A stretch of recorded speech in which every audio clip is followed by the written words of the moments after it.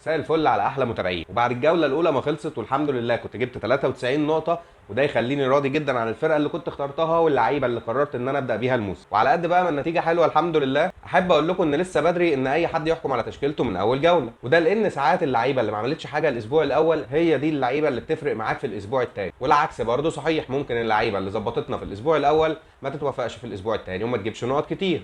فبلاش تتسرع وتعمل تغييراتك او تغير 3 4 لعيبه من فرقتك على اساس بس ان هما ما عملوش حاجه في الاسبوع الاول. بس خليني هنا بقى قبل ما ندخل على تشكيلتي للجوله الثانيه حابب اشكركم جدا جدا على التفاعل في القناه الفتره الاخيره. بفضل ربنا ثم بيكم قدرنا نوصل ل 100 متابع الحمد لله في فتره قصيره، والحقيقه ان ده فرحني جدا، وعشان كده حبيت اعمل لكم مفاجاه هديه صغيره كده تفرحكم زي ما فرحتوني. وده لو وصلنا الحلقه دي ل 100 لايك وكل واحد يعمل لايك يكتب كومنت، وانا هختار كومنت عشوائي وصاحبه هيكسب 200 جنيه هحولهم له فودافون كاش، ودي هتبقى مجرد هديه صغيره كده من القناه. فدوس لايك دلوقتي وسيب لي كومنت قول لي انت جبت كام نقطه في الاسبوع الاول ومين كان اكتر لاعب فرق معاه. ويلا بينا بقى نشوف تشكيلتي مع بعض الاسبوع الثاني هتبقى عامله ازاي.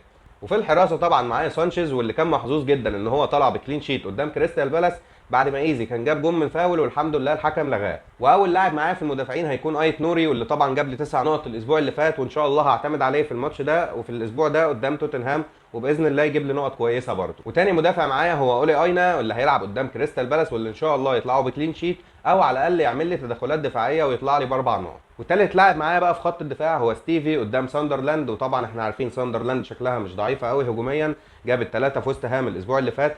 بس انا قررت الحقيقه العب بستيفي احسن ما العب بفان دي فين اللي هيلاعب مانشستر سيتي طبعا في ماتش صعب، مع ان فان دي فين الماتش اللي فات كان هيحط جون وربنا يستر وما يدخلش جون في مانشستر سيتي وانا حاطه على الدكه الاسبوع ده. ونروح بعد كده لخط النص، ومعايا في خط النص طبعا محمد صلاح قدام نيوكاسل، ماتش مش سهل بس مش صعب برده، ان شاء الله صلاح يقدر يسجل فيه. وتاني لاعب معايا في خط النص هو قدوس بماتش صعب قدام مانشستر سيتي، بس باذن الله لو كان يعني توتنهام ليها نصيب انها تجيب اهداف يكون قدوس مشارك في الاهداف دي. واللاعب اللي بعد كده هو كودي جاكبو، وده الرهان بتاعي من اول الموسم، وان شاء الله يسجل لي يقدر يسجل في الماتش ده جون ولا حاجه ولا يعمل اسيست ولا حاجه على الاقل.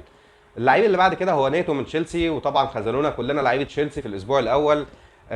كلهم طلعوا بلانك سواء بالمر او جواو بيدرو او نيتو، بس انا يعني في الماتش ده متفائل يعني شويه بلعيبه تشيلسي عشان هيلعبوا ويست هام اللي ساندرلاند طبعا اللي لسه صاعد جاب فيهم 3 اهداف في الاسبوع الاول. وبعد كده معايا ريندرز من اكتر اللعيبه اللي فيه مدربين اشتروهم الاسبوع الثاني، بس ربنا يستر وجوارديولا ما يقعدوش دكه في الاسبوع ده. ونيجي بقى لخط الهجوم، واول لاعب معايا في خط الهجوم هو هالاند، الراجل اللي احنا عارفين انه ما بيفرقش معاه فرق كبيره ولا فرق صغيره، كل السيتي بتعتمد عليه في الاهداف، فان شاء الله يقدر يسجل قدام توتنهام. والحقيقه ان انا محتار في موضوع الكابتنه بين هالاند وصلاح، وهنشوف ده في كلمه سريعه كده عن الكابتنه بعد ما نخلص تشكيلتي. بعد كده هيكون معايا ثاني لاعب جواو بيدرو من تشيلسي، وزي ما قلت لكم هم كلهم خذلونا في الاسبوع الاول، لكن باذن الله في ماتش ويست هام يقدروا يسجلوا جون او جونين على الاقل. وطبعا هيكون معايا على الدكه دوبرافكا، طبعا مش هقدر العب باثنين او اعمل دبل اب من دفاع بيرنلي. وهيكون معايا فان دي بين طبعا اللي هيلاعب مانشستر سيتي حطه على الدكه، وكونسا بسبب الايقاف، واخيرا مارك جيو مهاجم ساندرلاند. وفي الحقيقه ان انا قررت ان انا ما اعملش اي تغييرات على تشكيلتي الاسبوع ده، مع ان في اكتر من اختيار ممكن نتكلم عليهم. لو انت مقرر ان انت هتعمل تغيير الاسبوع ده خلينا اديك هنت كده بسيط عنهم. عندك لاعب زي مبويمو من مانشستر يونايتد، عندك لاعب زي واتكنز او روجرز، طبعا ماتشهم قدام برنتفورد هيبقى ماتش سهل خالص. عندك لعيب كمان زي مين، زي سيمينيو قدام وولف.